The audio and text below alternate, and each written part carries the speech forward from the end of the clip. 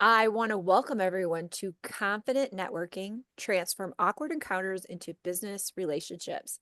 We have four fabulous women from Zenagos that are you're absolutely going to learn a lot, I promise you. So we're going to get started though with a little introduction to SCORE.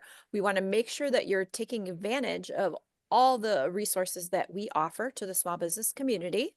We share information in three different ways. One is through our website, score.org. You're going to find podcasts, recordings, articles, templates you can download for financial business plans, marketing plans, all kinds of great information there in templates. It's strongly encouraged you take a look if you haven't looked before. The other way we share information is through our workshops and webinars. We advertise those on our newsletter, on our website, and through our social media links. We have a lot of great topics this winter, including this one. This is a brand new one for SCORE clients, and we're glad that you're able to partake of this presentation today. But the other way we share small business information is through our mentoring. And I think it's probably one of the most important things that we do. Our mentors are volunteers, and they have a variety of skills and experiences that they want to share with the small business community. And we work with folks through the whole journey, whether you're I'm trying to decide if small business is right for me, planning, in business, growing your business, or exiting your business, the whole journey. Our a beginning session will be learning about you, where you are in this journey, what your goals are, what your challenges are.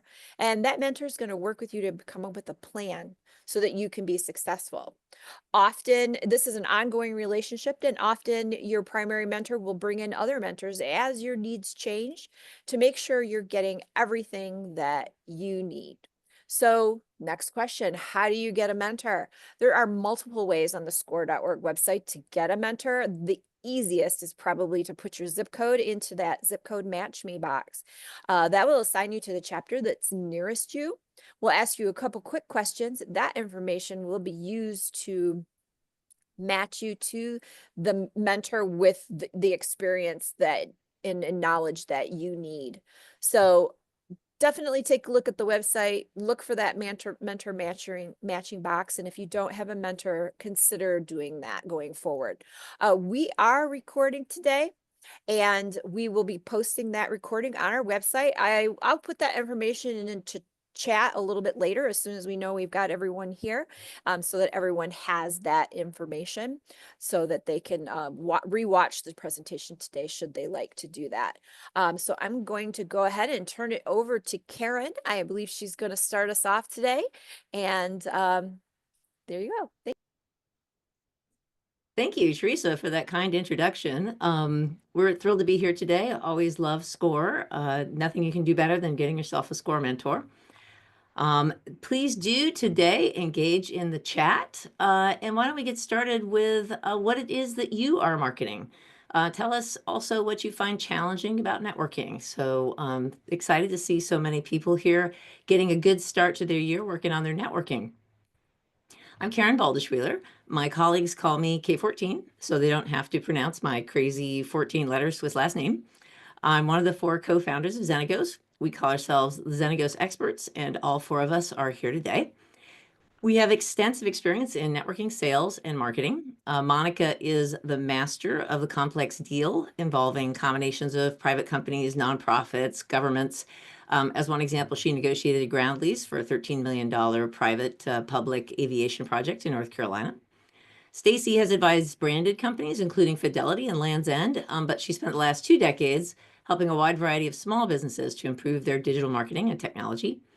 Mavis has sold and delivered multi-million-dollar e-commerce technology deals to big global companies like Walmart and Nestle. And I have built scaled online learning systems for big colleges like University of Kansas and the College of William and Mary. So we each have a lot of experience with really big companies. But what we're most proud of is that we've started 17 small businesses between the four of us. We've each been a solo entrepreneur at least once in our lives. So we know how hard it is to convince one customer to buy, and we know how important networking is in getting that done. So Now, as Zenagos, we help small business owners at a very affordable cost because we want others to have the help that we wish we'd had back then. Our clients typically fall into one of three categories. First, we help small business owners who need ideas to increase revenue. Second, we work with business owners who need to make their revenue steady and predictable so they can make a sustaining company. And finally, we advise business owners who want to launch a new offering and they want to get it right the first time. What's different about us is that we're available Monday through Friday, 10 a.m. to 10 p.m. Eastern Time. Our clients don't need to make an appointment. They just ask their question and we respond in as close to real time as we can. Or if they need one-on-one time, we schedule that and help with networking practice or a pitch or whatever it is we're working on. So that's a little bit about us. We are thrilled to have an opportunity to share with and learn from you today. So a few housekeeping items. As I said, please do engage in the chat. If you have questions, you can go ahead and put them in there. We are going to have a Q&A at the end of the presentation. And so if you have a question that you'd like us to answer in the Q&A, you can go ahead and click on that Q&A button at the bottom and put your question in there. That'll make sure that it gets to the top at the Q&A. But if you put it in the chat, my colleagues are in there and they'll pick it up. If you want to connect with us on LinkedIn after the session, please make sure to say that you were at the SCORE webinar. That way we will accept your invitation. And Stacy will post our LinkedIn links in the chat in just a minute. So if you want to connect with anyone or all of us, please do. By the end of this session, you're going to be able to choose the best networking events and prepare for them like a pro. You're going to be able to introduce yourself with impact, making a strong first impression, exit networking conversations with grace, and follow up so that you transform those networking conversations into leads. And you don't need to worry about taking a lot of notes or screenshots because at the end of our presentation, we're going to give you a QR code and a link so that you can download the summary slides. So to get us started, where's the value in networking? Why do we bother with all this chit chat? Because networking is one of the best marketing channels for small business. So a marketing channel is any particular type of marketing activity. Networking has the fastest ramp up of any marketing channel. With advertising, it takes time to create a message that steadily brings in leads. You have to do small tests and then make tweaks and increase your spending gradually. But with networking, you could talk to someone and have a new customer today. Second, networking has the lowest customer acquisition cost, or CAC. The only real cost of networking is your time. And if you don't have enough customers yet, then you probably do have some free time. And finally, networking is the most efficient marketing channel. And that's because it's the marketing channel with the highest level of trust. When people already know you or come to you through a friend, then they're naturally inclined to trust you. So this is more efficient because they're more likely to buy. So you talk to fewer people for each sale. So networking is a fantastic way to market a business. But one of the things that we learn from talking with our clients is that they miss a lot of networking opportunities. So whenever you meet someone new, whether it's talking to your neighbor or meeting someone new at a family barbecue or introducing yourself at a conference, every conversation is a networking opportunity. And you're the best person to talk about your company. You know everything about it.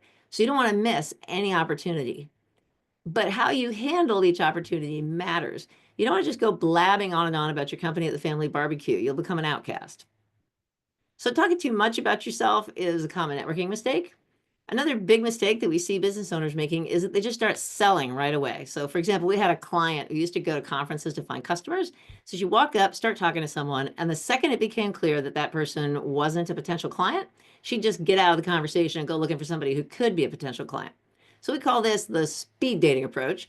You talk to people really quickly and dump them if they're not in your target market. But it doesn't really leave a great impression. So instead of this transactional approach to networking, at Zenagos, we recommend a relationship building approach. So think about it this way. When you describe your product or service to someone new, you obviously hope that person might want what you have to offer. So let's say you're talking to this blue peg here in front. The probability that any random person that you start talking to wants your offering is fairly low. Maybe you've observed that blue pegs don't even like your offering, only yellow pegs do. But it's still worth your time to talk to this blue peg because that one person knows hundreds and maybe even thousands of other people. The probability that any random person you start talking to knows someone who wants your offering is actually very high. That blue peg knows some yellow pegs. One of their contacts might want what you offer, but they would have to hear about it from the person who's standing right in front of you. So when you talk to your neighbor, you meet someone new at the family barbecue, or you introduce yourself at a conference, don't think of it as just one conversation. As Jody Smith of Management says, you're not just talking to one person, you're talking to their entire network. When the speed dater meets a blue peg, she thinks, oh, this is just a blue peg. I need to get out of this conversation and go find some yellow pegs. In contrast, a relationship builder thinks, wow, what an interesting blue peg this is. I'd like to learn about his business and how I might be able to help him. If you can build a positive and mutually beneficial relationship with him, that will eventually provide the opportunity to communicate what you do really effectively. We'll talk about that in a minute. So we view networking less like speed dating and more like a relay race. You're going to pass the baton to that person in front of you by telling what you do in a memorable way.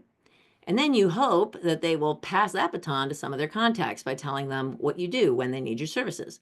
You can't win the race unless your message gets around.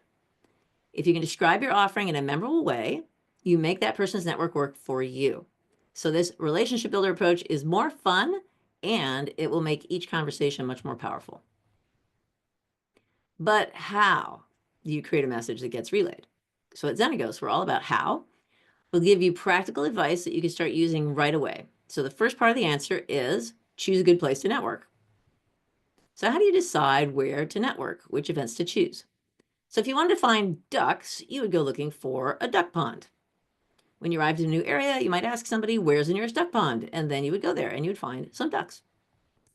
If you want to find customers, you need to go looking for duck ponds for customers, places where there might be a bunch of potential customers or people who might know a bunch of customers. So take a moment to think about this. What kind of person or organization might have access to a bunch of your ideal customers? We always have our clients start off by making a customer persona, which is a model of their ideal customer. We don't have time to cover that today, but if you just Google customer persona, you'll find lots of free templates. Make a customer persona so that you have an idea of who's your ideal customer. Let me give you an example. Where might Zenagos find a duck pond? So the Zenagos customer persona is a small business owner. So our duck ponds are going to be groups that create gatherings of small business owners. So when you see Zenagos giving a presentation like this one, it's usually going to be to an organization like SCORE that helps small business owners. Now, you may not always be able to tell in advance which events are going to be the best duck ponds for you. So at first, you're just going to have to try some. As you experiment, the most important thing is to be observant. Are your conversations going well? Are people following up with you afterwards? Are you eventually getting leads? If you're getting leads in the weeks and months after attending a specific event, then that's a good one to do again next week or next year. As you choose your duck ponds, you need to invest in them. So relationships build through repeated contact. People need to see you multiple times before they'll be comfortable referring other people to you. So you have to think of networking as a multi-year process. The first year, you'll try all kinds of events to see which ones might be the best duck ponds. The second year, you'll volunteer for the organizing committee of the best events. By the third year, you may even be able to get a speaking slot at the best of the best events. You're building a relationship and its value to you will grow over time. When you're starting a business, this is so frustrating because you want those new customers now, but you have to build a relationship. As you're considering which events to attend, look for the ones that focus explicitly on networking or that have time set aside for networking. Avoid events in loud bars where you can't really hear people. If the event has lectures or talks, that can be helpful because it gives you things to talk about, but you're not going to be doing much networking during the actual talk sessions. So prioritize events that also have specific networking time. Look for networking code words like speed networking or coffee connection. And if there's a breakfast before the event, don't skip it. Get up early, get there, and network. Okay, pop quiz. Put the number of the best answer in the chat. What do we mean about finding duck ponds?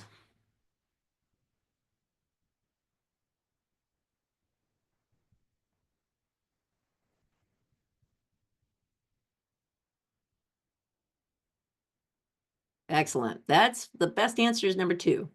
You want to attend events where you're most likely to find prospects or people who are likely to know your prospects. So those are our tips for how to choose your networking event or conferences. If you have questions about that, put them in the chat, or if you want us to answer in the Q&A, go ahead and put it in that Q&A. You'll see a little Q&A on the little bar at the bottom.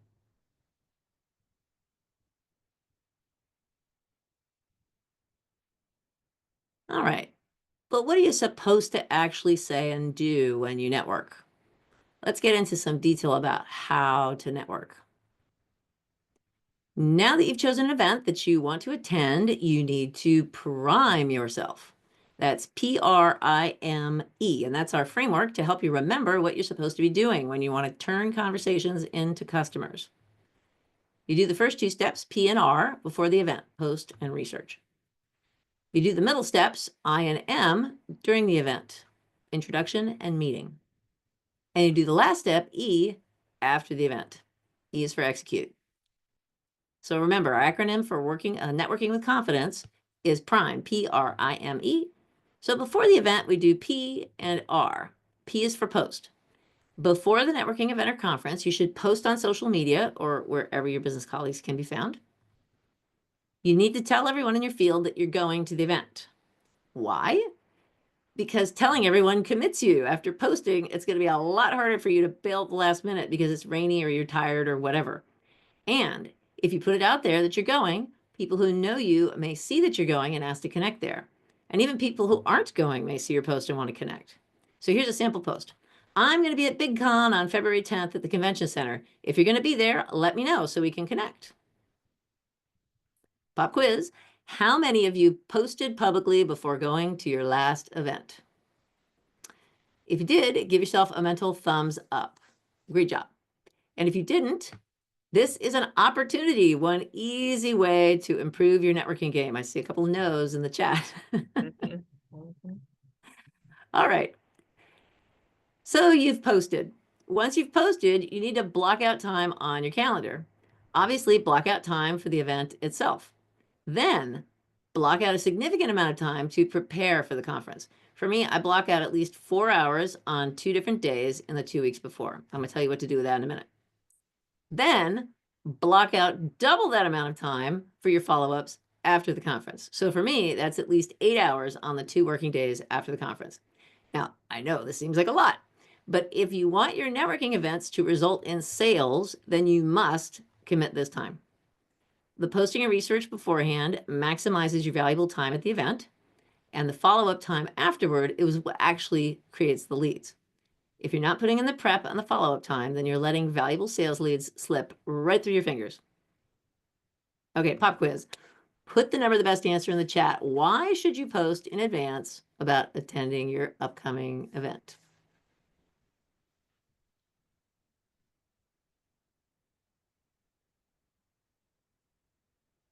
I see a lot of love for several answers here.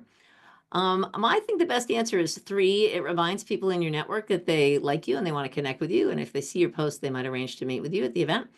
2 isn't a wrong answer. 1 isn't a wrong answer. At number 4, I don't actually know of any proof that posting before an event makes you more likely to get customers, but it sure can't hurt. All right, so we did P for post. Now R is for research. What do you do in that prep time that you reserved on your calendar before your event? Well, first you take a look at the list of speakers at the event. This list is usually published well in advance, and there's often a brief bio provided.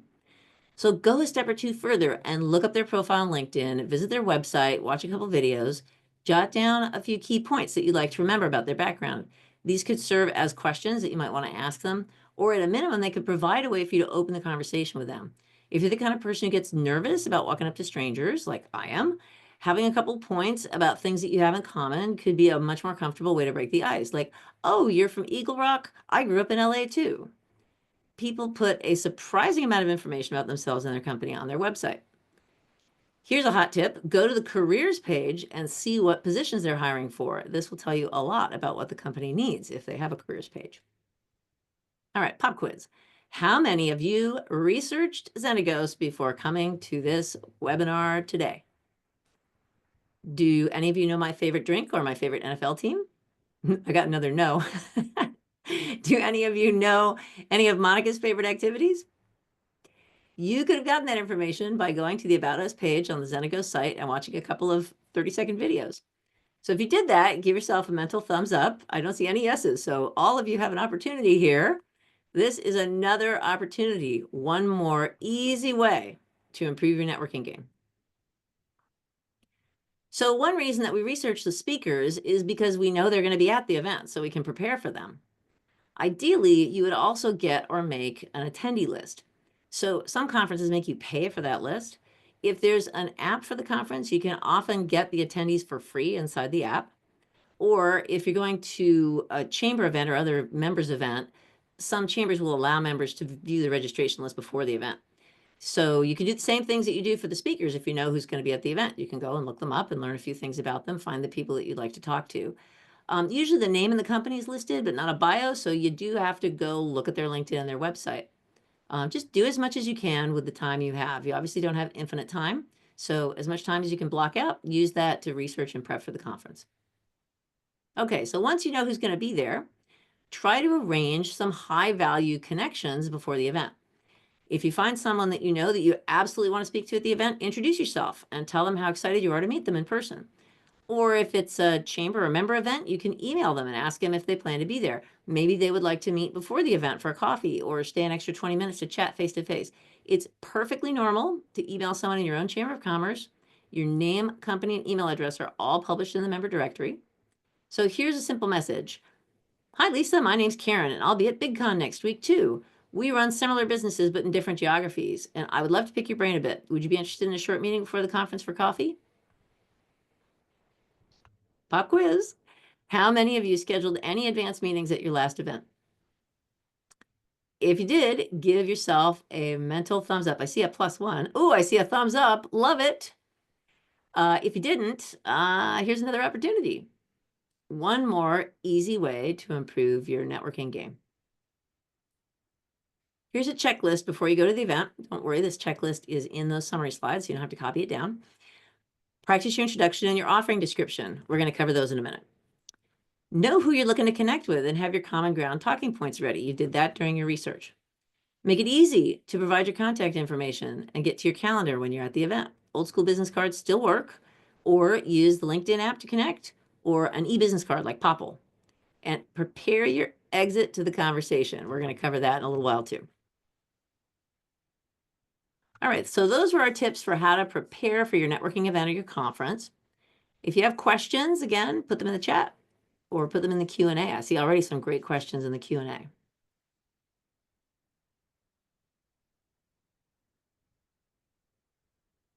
All right, we hope that you're starting to feel just a little bit primed right now. As a reminder, before the event, we did P for post and R for research, and now we're at the event. We're going to do the next two, I and M. If there are speakers at your event, put your phone to good use during the sessions. Pick a seat that will let you stand up and take a photo of the picture of the speaker or the panel. You're going to want those for social media later. You don't need to take amazing photos. Just include the people on stage and the conference logo. It doesn't have to be perfect focus. Also, take notes while the speakers are talking, especially any speaker that you're hoping to meet or any speaker who has a big social media following. Write down one or two cool things that each speaker said that made an impact on you. You're going to use these after the conference. Okay, I is for intro. It has 3 steps. Open the conversation, introduce yourself, and describe your offering. Let's do it. So if I said, let's go talk to a bunch of strangers, would any of you feel like this? You're not alone if you do. I'm also a naturally shy person. I feel really awkward at networking events, but I got better with practice. Networking is a skill. Everyone gets better at it with practice. I know you can do this because I have seen every single one of our clients improve at networking. Now, it really helps to have a plan. If you want to practice starting conversations, get in a line. People who are waiting for their drink or standing in the buffet line have nothing to do. If you say something to them, they will usually respond. So step 1 is the opener. There are lots of great ways to open a conversation with a stranger, and the one you choose kind of depends on where you are and who you are.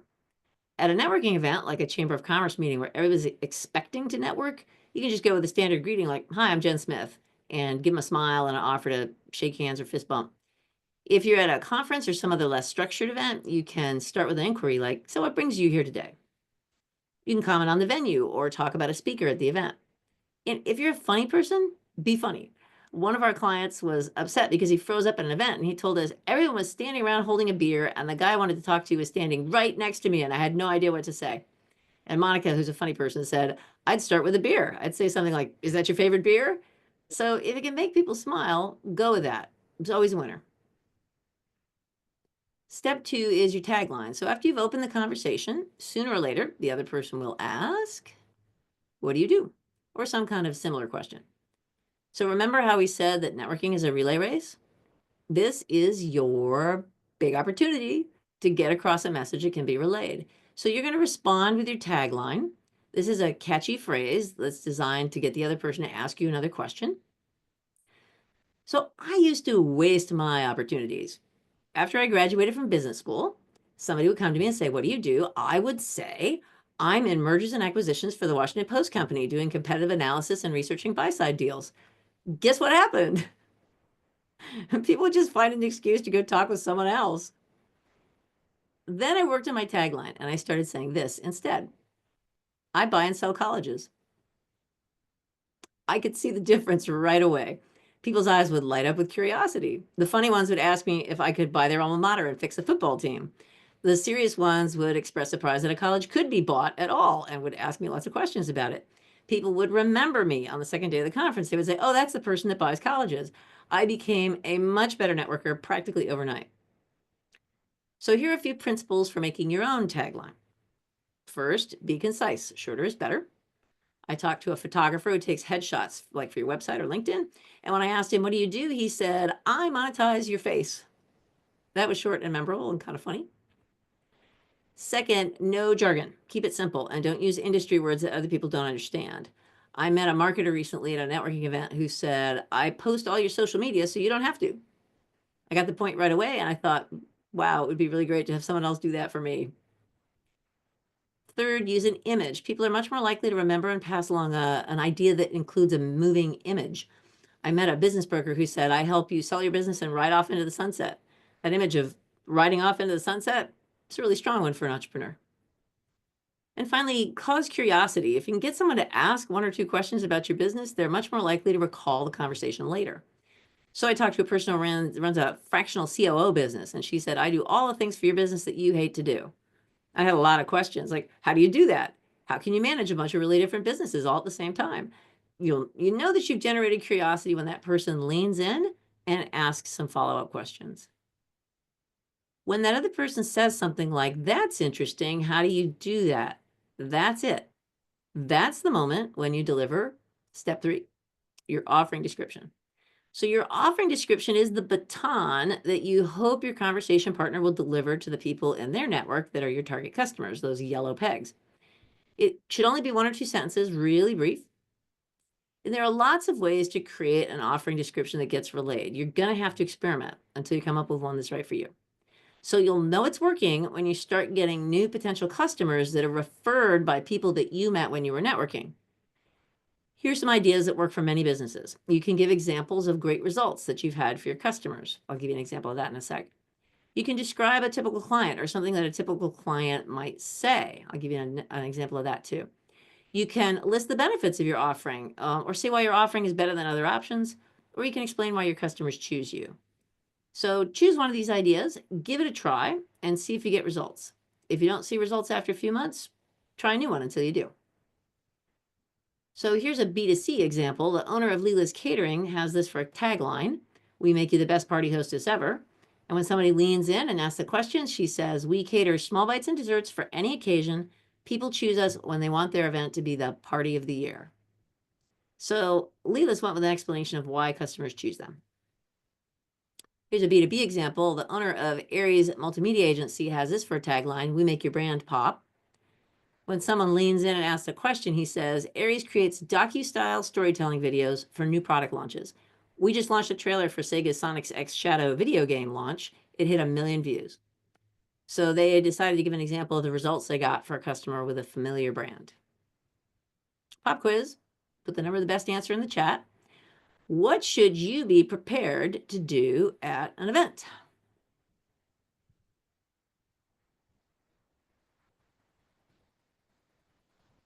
Is not a hard question, is it? All of the above. If you talk to a speaker, you want to have some ideas ready for common ground, and you should be prepared to open the conversation, introduce yourself with a tagline, and then describe your offering. So now you have a plan for networking. We hope you're feeling primed. If you don't already have an awesome offering description, don't drive yourself nuts trying to come up with a perfect one right now. Just take 3 to 5 minutes, jot down the best thing that you can come up with quickly, but then practice it. We suggest that you start at home. Could the people who really care about you, your parents, your grandparents, or whoever that is for you, could they explain what you do? If they were telling their friends, what would it sound like? Try to imagine my mother explaining to her friends that I'm a business consultant. So the goal is to make your description really simple so it can be relayed by anyone to anyone else. Try out your offering description on anyone who will listen. If your family members and pets don't roll their eyes or run and hide when the subject of your business comes up, then you are not practicing enough. If you keep trying different ways of describing your offering, you'll definitely land on one that gets passed around like a baton. Just keep working on it. All right, pop quiz. Put the number of the best answer in the chat. Why is it important to be able to describe your offering in simple terms?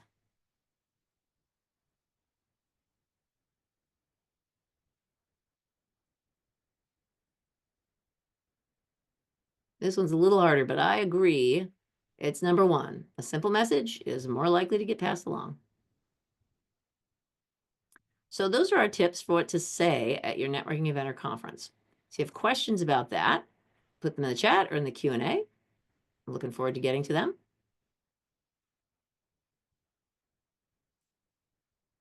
All right, we're still at the meeting. We did I for intro. Now your job is to get a meeting with your networking contact. So that's M. M is for meeting. We did PRI, and now we're on M.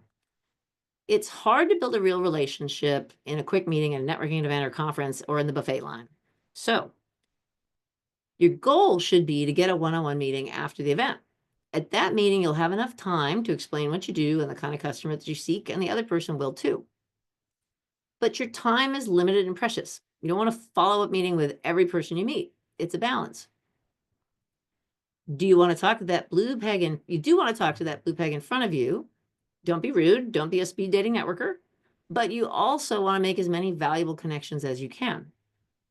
So if you're in a conversation with someone new and you've done your intro, step 1, opener, step 2, tagline, step 3, offering description, and you've talked for a few more minutes, now it's time to decide whether to exit the conversation gracefully or propose a meeting. It's important in networking to end the conversation before the other person becomes bored with it and you. That's usually less than 4 minutes. So don't latch on to someone at the event and follow them around. If you don't have someone to talk to for a minute or two, resist the urge to put your head down and check your phone. Instead, go stand near the drink table or go get in a line. When you do decide that it's time to exit gracefully, don't make a lame excuse like, I need to go to the bathroom. Everyone's here to network, so they understand that you need to mingle. Mavis does this. She looks her conversation partner in the eye, gives them a big smile and a handshake, and says, it's been wonderful to meet you. I really enjoyed our conversation. Enjoy the event. And she turns and walks away. Stacy does this. She looks her conversation partner in the eye, gives them a big smile, and says, what you said about some particular point from the conversation was fascinating. I really enjoyed our conversation. And she turns and walks away. Now, Monica's a networking hub, so she always knows everybody. So if you happen to know a lot of people at the event, then you can exit the conversation by saying, have you met so-and-so yet? Let me introduce you. And you walk them over to meet someone new and then walk away. Now, all of these approaches take more courage than I actually have. So if you're still working up to that, you can do what I do and say, it's been wonderful to meet you. I really enjoyed our conversation, and then ask for their business card or ask to connect on LinkedIn. If you decide that you would like to propose a meeting, request the meeting and book it right then. Right when you're talking to them is your best chance to get a meeting. If you wait, they may forget who you are, and you might get stuck behind a gatekeeper like an executive assistant. So Monica's a pro at this. She says, I don't know about you, but I'm going to have a long to-do list after this conference, and I'm going to get buried. So it would be great if we can lock in a time right now to talk next week. Monica always blocks out between 3 and 5 Monday, Wednesday, Friday. So she can say, my time looks open 3 to 5 Monday, Wednesday, Friday. Does any time in there work for you? Yes. Be brave. Book the meeting right then and there. If you don't know what to say about why you want a meeting, try one of these. I would love to learn more about your business. I may have a couple of people who could use your services. Or I think there could be some synergy between our two businesses. Would you be open to a conversation about that? Or your business model is so interesting. Would you be willing to chat with me for a short call so I could pick your brain a bit? Believe it or not, these usually work. All right, pop quiz. Put the number of the best answer in the chat. Why should you ask for a meeting at the event?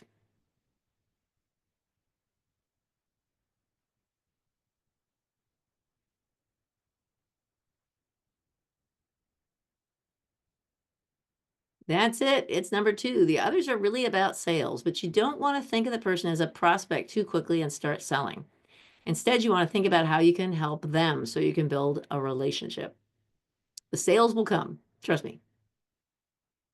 So those were our tips for how to ask for a meeting when you're networking. If you have questions about that, go ahead and put them in the chat and we'll try to get to them in the Q&A. But before we get to the Q&A, we've got E. We hope you're feeling super primed right now. We're almost there, just one step left. As a reminder, before the event, we did P for post and R for research. At the event, we did I for intro and M for get a meeting. And now, after the event, we're going to do the last one. E is for execute. This step takes some discipline because nobody really wants to do it. But this step is the key to transforming your conversations into revenue. Remember all that time that we booked on the calendar for after the event? Now we're going to use it. Remember those photos and notes that you took during the sessions in the event? You're going to use those to post on LinkedIn or any other social media that you have. More people will see your posts if you name people with big followings. So you need to use the @ sign before you list the speaker's name and their company. You do @ and you put their name and you pick them and it turns it bold. That way your post will be highlighted to all of their followers. Look for politicians, people who work at businesses that have big brands, and influencers. Look for people with big followings. Take your photo of the panel and @ every person on the panel and their company. And don't forget to @ or hashtag the event too. If you quote the speakers in your comment on the post, then it makes their followers even more interested. So finding your photos and the people's names and putting them with your notes and putting the ats in there takes a lot of time. That's why you need so much time saved on your calendar after that. You have to take advantage of those pictures that you took and the notes that you took and post them. Then you want to document all the people that you've met. Find all the business cards or connections that you collected at the event. Log their contact information in your contact list and make a couple of notes about what you spoke about. You can use your phone's contact list or a fancy CRM system like HubSpot or MailChimp, or you can create a simple spreadsheet. Sign them up for your newsletter if you've got their permission to do so. Request to connect on LinkedIn or Facebook or whatever makes sense for your business. If you use LinkedIn, we recommend writing a short "Thanks for connecting. It was great to meet you today at BigCon. I loved your insight about XYZ." So that, 6 months from now, when that person pings you, you can remember who they were and what you talked about. If you didn't get a meeting and still want one, ask for one now. Think about how you can help. Networking is about trading favors. Execute on whatever commitments that you made at the event. Did you promise to send a Zoom invite? Did you promise to send them a cool article they might find interesting? Whatever you said you do, you need to do. This will be the first step in building trust. And when you do get into a meeting, don't jump in and sell. Instead, have a natural conversation. You can start by asking, "Tell me more about your business. I was looking at your website and the fill in the blank is really interesting. How did you decide to do that?" People are happy to talk about their business, and you get a chance to talk about your business too. The key tip here is don't rush. Remember, know, like, trust, KLT. Take the time to have a conversation. People buy from people they like, and they want to help out. Ask open-ended questions to learn more about them. Listen carefully for their needs. See if there's a way that you could help them. Even though you don't want to treat your conversation partner like a sales prospect, you do want to be ready with your ask. That is, what are you hoping that the other person might do for you?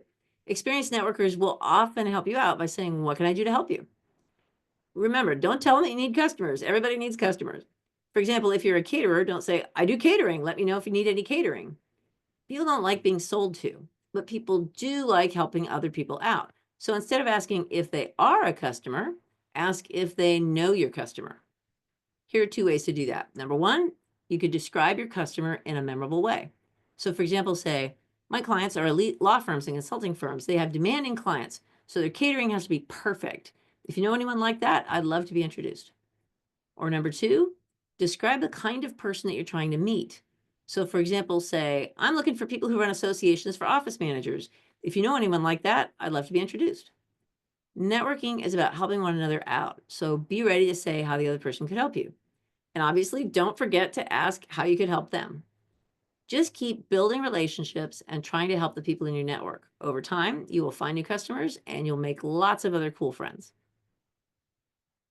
All right, so those were our tips for how to follow up after the networking event or conference so you can build real relationships and start that networking relay race. If you have any questions about that, put them in the chat or in the Q&A. We're going to get right to that. So that's the Xenaghost networking framework. Prime, Prime. Use this as your plan to improve your networking results before the event, post and research. At the event, introduce yourself and schedule one-on-one meetings when you can. After the event, execute your plan to get the word out about your offering and build trusting relationships. Our clients use this method to improve their networking and find new customers. It really works.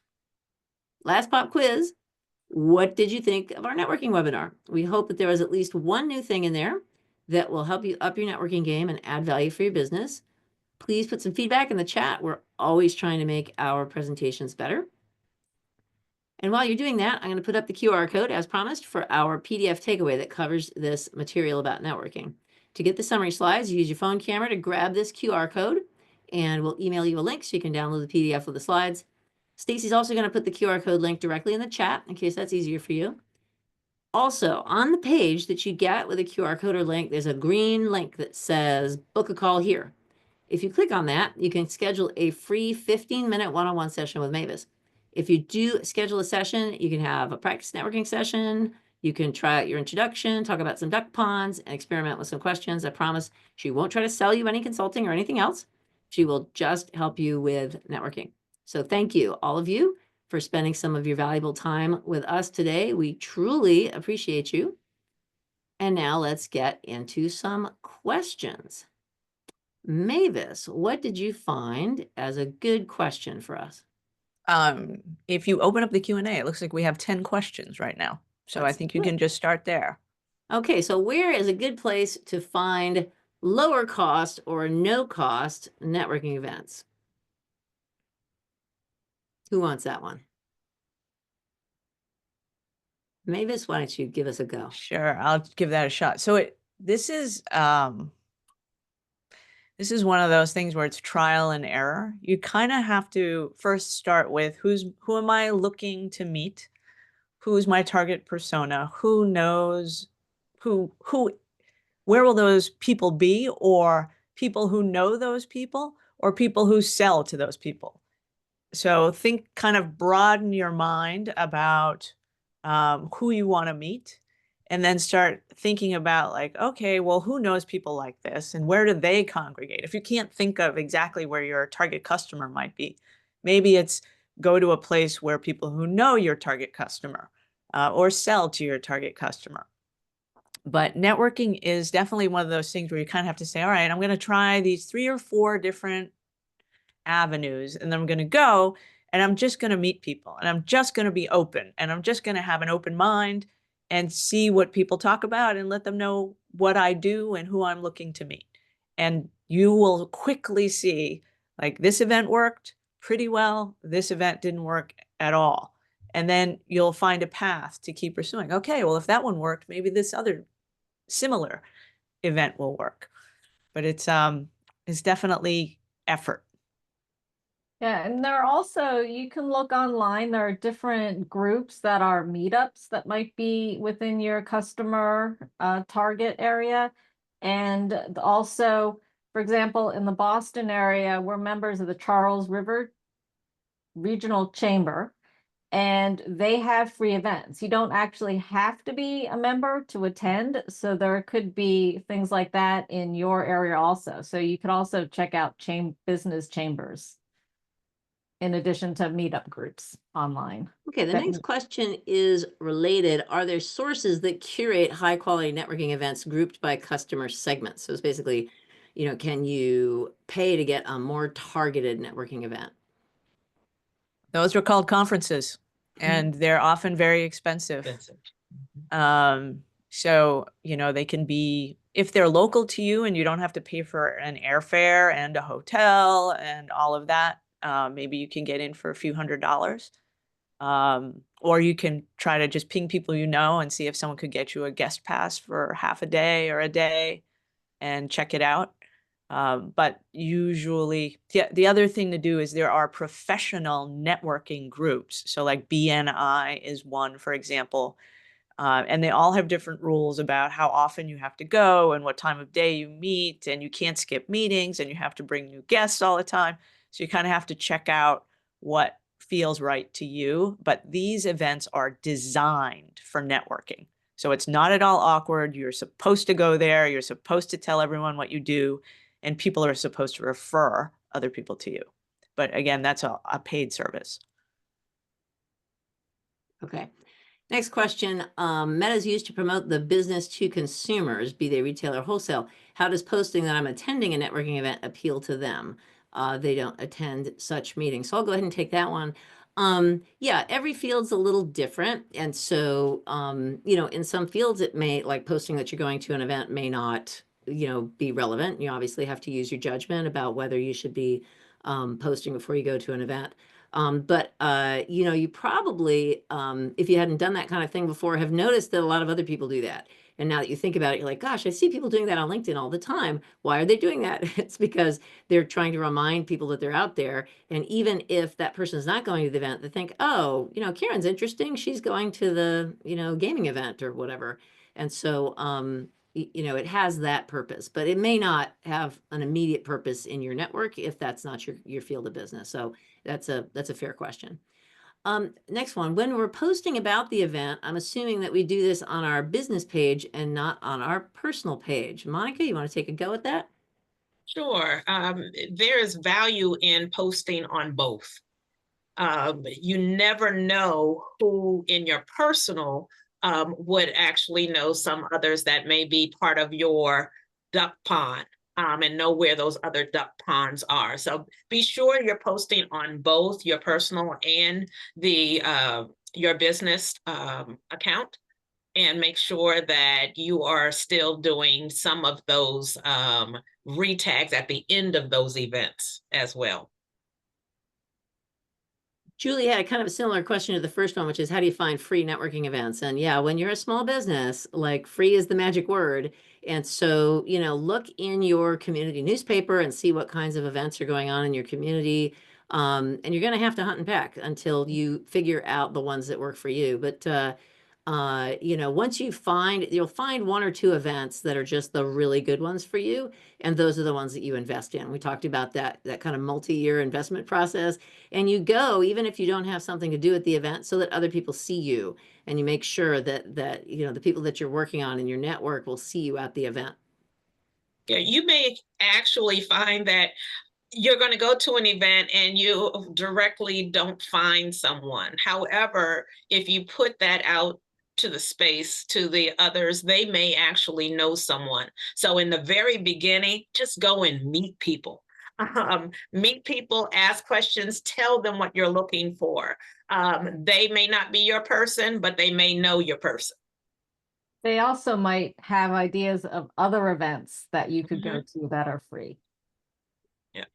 I had someone say to me the other day that they always ask at the end of a conversation, who should I talk to next? This is somebody who's raising money. And a really pro fundraiser gave her this tip at the end, say, who should I talk to next? And see if you can get one or two, either other people or other events to go to. Ask them, what events do you go to? And see if you can get, another thing I ask people is, what do you read? And, and see like what websites they're always checking, or, kind of where they're getting their information. Okay, here's another question. After a networking event, how do I identify the right people or companies to follow up with? Do I focus on a short list or just connect with everyone I met? Mavis, want to take that one? Sure. So I guess at the beginning, like if I think about my own experience, at the beginning, I probably followed up with more people than I needed to, just because I was experimenting with my message. Is this a message that resonates? I was trying to learn the ecosystem of who knows who and who knows what and who makes decisions about certain things. And so I think over time, I've become a little bit clearer about, when it makes sense to ask for the follow-up meeting. And usually I can figure that out when I now know what questions to ask when I spend that first 2 minutes with folks, whether it's going to make a lot of sense for us to have a follow-up conversation. But I think if you have time, it's always good to build more relationships and ask for the meeting. They can always say no. But I mean, in my experience, like 99% of the time, if you say to someone, hey, I would really love a follow-up call, it can be short, maybe 15 minutes. Are you willing? They almost always say yes. Okay, here's another one. When you're posting after the event with mentions of people at the event, do you need them to be a connection in order to tag them? So you don't. It depends what their settings are. So for example, in LinkedIn, you can set so that people can't mention you. And so if they've done that, then you get mention them. You just put their name. But take advantage. People with big followings want to be mentioned. So that's helpful. And you just want to. It's interesting. One of the most viral videos that we ever created in the university business was about.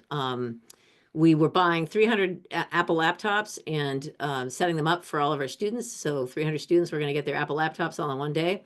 And we just videotaped opening the truck and taking out 300 Apple laptops and posted an added Apple. And the thing went crazy viral, had millions of views because people like Apple and it has a big following. And so, we just open a truck and go, this is what it looks like when you open up 300 laptops. So you want to just take advantage of whoever already has a big following. Next one, when we're at a networking event and someone who is a direct competitor or indirect competitor is sitting right next there and they ask us questions about our business, would you shy away from answering their questions so that they don't copy your business or surpass the things that you're doing? So how do you manage a scenario at a networking event? I've joined 3 or 4 person circles where people are talking to one another and realize that my direct competitor is standing next to me. Awkward. Monica, what do you think about that? Actually say stand flat-footed, understand your business and know and be confident in what you deliver. Although you may have a competitive business, you need to know what your differentiators are. It may be how you do it. It may be how you deliver whatever what you have. So don't shy away from sharing the information of your business. They may be the ones that may be more nervous than what you should be. So go on and express and be confident in it because there's power in that. And if they're indirect competitors, that could be a potential for a partnership. So I wouldn't immediately just back off. I would stay and have the conversation. And it also is an opportunity for you to learn more about what they're doing by asking them questions. We find in general that our clients are, put too much weight on keeping their business secret, on kind of trying to keep people from learning their secret. And the people who really will just network and talk with people and really execute, they do well. And so I know it always feels like you've got this amazing idea. Sometimes it really is an amazing idea that needs to be patented or protected. But most of the time, if you do a really great job, you'll beat your competitors anyway. And so, I like what Monica says, have the courage to just be you. Recommendations for software to keep track of relationships. Great question. We get that one a lot. Stacy, any, words of wisdom on tracking relationships? Oh, there are so many different types of software to do that, and it's really going to depend on your budget. If you're starting out, then literally keeping a list in a spreadsheet is absolutely fine. If you've got thousands of connections, then you probably want to connect up with some CRM. And again, the prices on those can vary from $20 a month to $2,000 a month. So it's very dependent. And in addition, there are some pieces of software that are better for certain industries. So you just need to do some research. I know that's not the answer you were looking for, but Yeah, and it can take you more time to load stuff into a particular software than than to just go on LinkedIn and put a little note and be like, "Hey, nice to meet you." So make sure that you're not setting yourself up for spending a lot of extra time to do a software when you could just stick your notes in a spreadsheet. But there are people with thousands and thousands of contacts who actually couldn't keep track without a software. And so, you kind of have to know who you are there. Which one's more effective? Physical business cards, QR codes on the phone, linking to LinkedIn, website, email, QR codes for physical cards. Goodness gracious, so many choices. Monica, opinion? Sure. Whatever you are comfortable with. Understand time is of the essence and so forth. You also want to be able to follow up easily with them. So make sure it's something that you are comfortable with. So if doing it electronically by way of Popple or one of the NFCs, use that. If business card is what you connect with, use that. I know people that use both. There's value in both of those. So definitely what you're comfortable with. And I had some teenagers show me how that you touch the open box at the top of your LinkedIn, and this little QR code appears in the corner. You touch that and you can, QR code with the other person's phone. That works really fast. It's a conversation starter. I'm like, hey, did you know it could do this? And I do that. So everybody has a little bit of a different feeling. Everything today was about in-person networking. What about online meetings where we get stuck in breakout rooms? What additional considerations or differences would apply if it's not in person?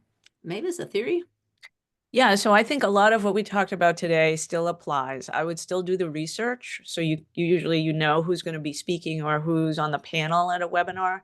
So if you can prepare your questions in advance, there's often time allocated for 10 or 15 minutes at the end of a webinar like we're doing now to say, hey, it's open Q&A. And if your question's already prepared, you're almost certainly going to be called upon to give your question, and the panelists or the speaker, they're going to remember you, so you'll be able to connect with them afterwards. You can even say at the end, I'd really love to connect with you at the after you ask your question, and everyone is going to say yes. I guarantee you, they're all going to nod and say absolutely.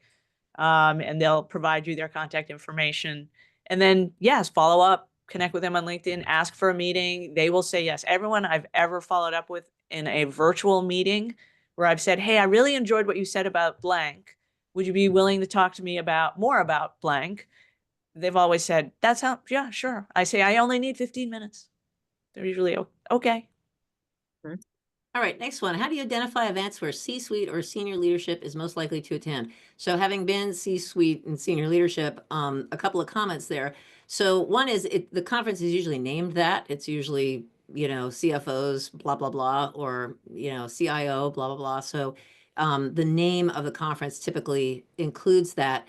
They tend to be exclusive. And when you're a senior leader, you are bombarded by vendors. They're constantly calling you and trying to get through. And so, you tend to use a gatekeeper or something where you don't have to have those conversations.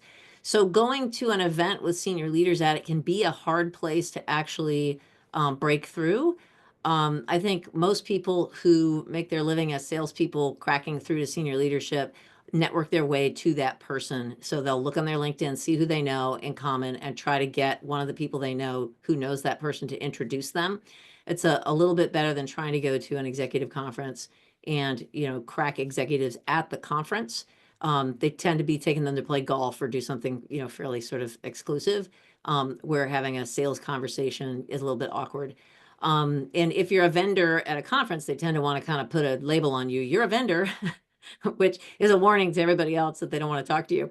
So that's a case when you're getting to the CEO, the CIO, those people in big companies where networking in sideways is sometimes more effective. Anything to add to that? Okay, next one. There seem to be more networking opportunities that require physical ability. Pickleball, golf. I'm horribly uncoordinated. I want to participate, but I don't want to embarrass myself. Yes, I've been asked to play golf and I'm terrible at it. Mavis, you're good at golf. What's your advice on this? My advice, if you want to go, just go and tell everyone you're going to be the cheerleader, and everyone will be happy to have you. And you could say, I'll be, I'll go get water for everybody, but I want to be there and I want to talk to everyone. And everyone will be happy to have you there. Yeah, and by the way, everybody's bad at golf, FYI. So golf is a good one. Like there'll be one person who's a scratch golfer, and the rest of you just stink, and that's part of the fun. Hey, Okay. it's 1 o'clock, so I don't know if you want to, Oh, are we done? Okay. Well, thanks everybody. If we didn't get to your question, please link with us on LinkedIn. And Teresa, thanks so much for having us. And Oh, absolutely. We you love know, having you guys. if you loved it, go to the Xenagos website and sign up for our newsletter, and that will tell you when all of our upcoming free events are. Thank you, ladies. Thank you, everyone, for joining us. Bye.